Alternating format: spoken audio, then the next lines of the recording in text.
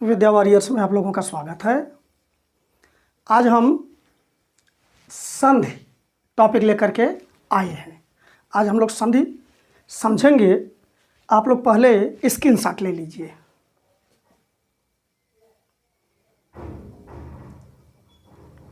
चलिए, सबसे पहले समझते हैं संधि क्या है। संधि का मतलब आप लोग समझते हैं, संधि का मतलब होता है मेल। लोगों के बीच भी संधि होती है। गांठ जब आप बांधते हैं तो वह भी संधि है। दो किसी टूटे हुए धागे को जब आप जोड़ते हैं तो वह जोड़ना भी क्या है, संधि ही है। तो संधि का मतलब ही होता है मेल। अब यहाँ भाषा में क्या हुआ संधि का मतलब, यहाँ ये समझते हैं। जब दो शब्द पास पास आते हैं तो उनके पास पास आने पर जो पहले शब्द का अंतिम वर्ण होगा और दूसरे शब्द का पहला वर्ण वो आपस में मिल जाते हैं तो एक परिवर्तन होता है, दिखाई देता है, उसमें विकार दिखाई देता है। इसी विकार या परिवर्तन को संधि कहते हैं। यहाँ मैं लिख दिया हूँ कि दो वर्णों के मेल से उत्पन्न विकार या परिवर्तन को संधि कहते हैं। दो वर्ण जब मिलेंगे तो उनमें जो विकार या परिवर्तन उत्पन्न होगा उसे संधि कहते हैं। जैसे एक उदाहरण यहीं से ले लेते हैं, रमा धन ईश। अब रमा में आप देखिए पहले शब्द का अंतिम वर्ण, तो यहाँ देखिए पहले शब्द का अंतिम वर्ण से तात्पर्य माँ में आ छिपा हुआ है, आ। तो इसका आ और दूसरे शब्द का पहला वर्ण ई, आ और ई मिल गए और उनके मिलने से, यहाँ देखिए मैं अलग अलग तोड़ के दिखा दिया हूँ। रमा को रम धन आ अलग करके दिखा दिया हूँ, ईस में से ई अलग ले लिया हूँ। अब यह आ और ई मिल करके ए बन गया। यहाँ ध्यान दीजिए, यही हो गई संधि। यहाँ हो गया विकार या परिवर्तन। इसी को कहते हैं, इसी विकार या परिवर्तन को संधि कहते हैं। फिर ये इस पर जब लगेगा तो इसे पूरा बनाने के लिए में बन जाएगा एक ही मात्रा, तो र में स बन जाएगा। अब संधि अगर आप समझ गए तो थोड़ा समास और संधि में अंतर समझ लीजिए। देखिए समास में भी जब आपको पढ़ाया जा रहा था तो यही बताया जा रहा था कि इसमें भी दो शब्द पास पास आते हैं। दो शब्दों का पास पास आना और जब वो अपनी विभक्ति या संयोजक चिन्हों को छोड़ करके परसर्ग चिन्हों को, संयोजक चिन्हों को, जैसे और है या परसर्ग चिन्ह, परसर्ग है, तो इन सब को छोड़ करके जब वो पास पास आते हैं तो वह संक्षिप्त पद जो बनता है वह समास है। लेकिन जब पास पास आने पर जो पास के वर्ण होंगे वो मिल जाएं तब वहाँ संधि हो जाएगी। माने संधि वर्णों का मेल है, जबकि समास शब्दों का पास पास आना है, समीप आना है। जैसे इसी उदाहरण से फिर हम समझते हैं कि रमा धन ईश। रमा ईश को हम एक समास मान सकते हैं कि रमा का ईश, अगर उसका विग्रह करें रमा का ईश, और का अगर विलोपन हो जाए तो बन जाएगा रमाईश। अब यह हो गया समास। लेकिन अब यहाँ संधि भी संभव है, इसलिए हो गया रमेश। यानी रमेश में संधि भी हुई आ और ई की, और यह दो पद पास पास आए हैं तो यह समास भी हुआ। यानी समास में संभव होगा तो संधि भी पास पास वर्णों में हो जाएगा, नहीं संभव है तो नहीं होगा। जैसे भाई बहन, अब भाई का ई और बहन का ब ये मिलना नहीं है तो संधि नहीं हुआ। आशा है आप इस बात को अच्छी तरह समझ गए। अब हम आगे बढ़ते हैं। अब संधि के भेद, ये जो विकार या परिवर्तन होते हैं इनको देखते हुए मूल रूप से संधियों को तीन भागों में बांटा गया है। तो भेद आप देखिए तीन प्रकार हमने लिख दिया है। अब पहला है स्वर संधि। स्वर संधि क्या है, यहाँ देखिए मैं स्पष्ट रूप से लिख दिया हूँ कि जब पहले शब्द का जो पहला शब्द होगा उसका अंतिम स्वर होना चाहिए। क्योंकि इसका नाम है स्वर संधि, इसमें स्वर स्वर मिलेंगे। तो पहले शब्द का अंतिम स्वर, यहाँ अंडरलाइन भी कर दिया हूँ इसलिए, और दूसरे शब्द का पहला स्वर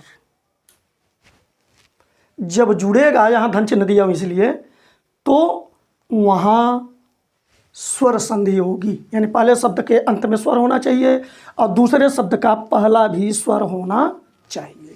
फिर यही उदाहरण आप समझ लीजिए, रमा में माँ का आ और ई जुड़ करके इसका ई इसमें स्वर है और आ इसमें स्वर है, आ ई जुड़कर ए बन गया।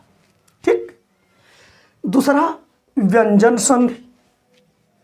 व्यंजन संधि में पहले स्वर का, पहले शब्द का अंतिम वर्ण व्यंजन होना चाहिए।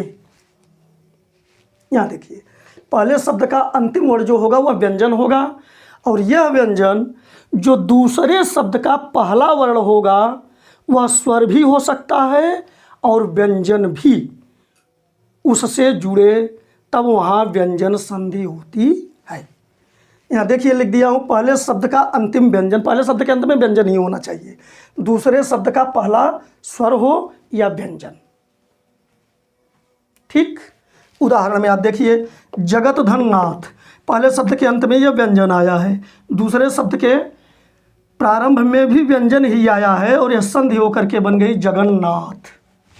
यहाँ आप देखेंगे तो जगत में अंत में व्यंजन आया है, लेकिन दूसरे शब्द में इस बार ई ले लिया हूँ, स्वर उदाहरण दिखा दिया हूँ, जबकि यहाँ व्यंजन था दूसरे शब्द का पहला वर्ण। यहाँ दूसरे शब्द का पहला वर्ण स्वर है, अब यह मिलकर बन गया जगदीश। आगे समझेंगे कि ये परिवर्तन कैसे हो रहे हैं। अब विसर्ग संधि।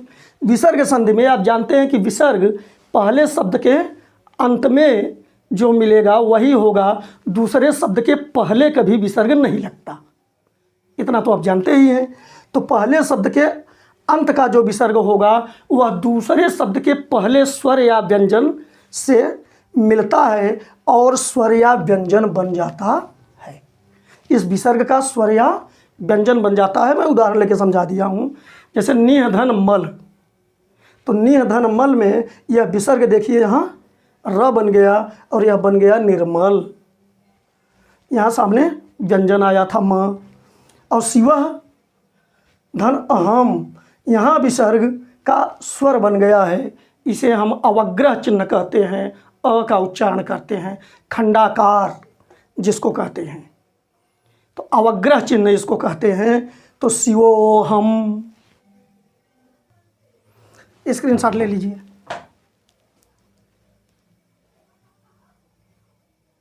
चलिए आगे देखते हैं। अब जो आपने देखा 3 प्रकार संधि के, स्वर संधि, व्यंजन संधि, विसर्ग संधि, अब उसमें से हम स्वर संधि लेकर के उसका अध्ययन करेंगे। तो स्वर संधि हिंदी में 5 प्रकार के होते हैं। हमने हिंदी में कहा, संस्कृत में और होते हैं इसलिए हिंदी में कहा। हिंदी में स्वर संधि 5 प्रकार के होते हैं। पहला दीर्घ संधि, दूसरा गुण संधि, तीसरा वृद्धि संधि, चौथा यण संधि, पांचवा अयादि संधि। पांचों को हमने लिख दिया है। अब एक लेते हैं इसमें से दीर्घ संधि और इसको समझते हैं। तो दीर्घ संधि आप स्वर पढ़ते समय ह्रस्व और दीर्घ समझ चुके हैं।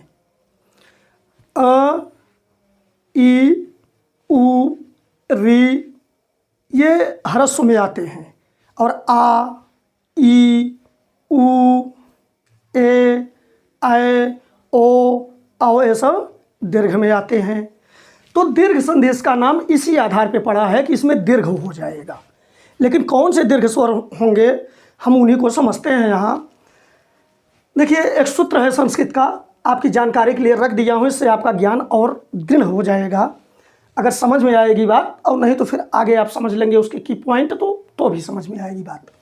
अकः सवर्णे दीर्घ। अक दरअसल महर्षि पाणिनि के माहेश्वर सूत्र से बनाया गया प्रत्याहार है अक, और अक के अंतर्गत आते हैं अ, ई, उ, री। री भी आता है लेकिन री हिंदी में नहीं लिया जाता, तो अ, ई, उ, री इतने हम शामिल किए हैं यहाँ पे।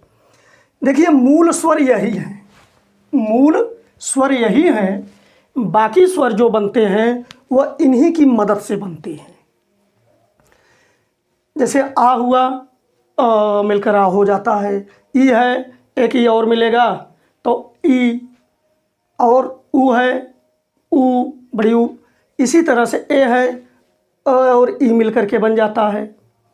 ओ है तो अ और ऊ मिलकर बन जाता है। आगे जाकर के वो संयुक्त बनने लगते हैं। ई के बाद तो ऊ के बाद ए ओ ए आओ, तो ये मिलने लगते हैं, संयुक्त स्वरों से बनते हैं। तो मूल स्वर अ ई उ। यहाँ केवल इतने पर बात होगी, बाकी न तो दीर्घ स्वर, बाकी दीर्घ स्वर आपको देखना नहीं है। ह्रस्व ये जो हैं इन्हीं के दीर्घ को देखना है। यानी अ ह्रस्व है तो अ का दीर्घ होगा आ, ई का दीर्घ ई, ऊ का ऊ, री का री। दीर्घ स्वर आप जानते हैं इनका।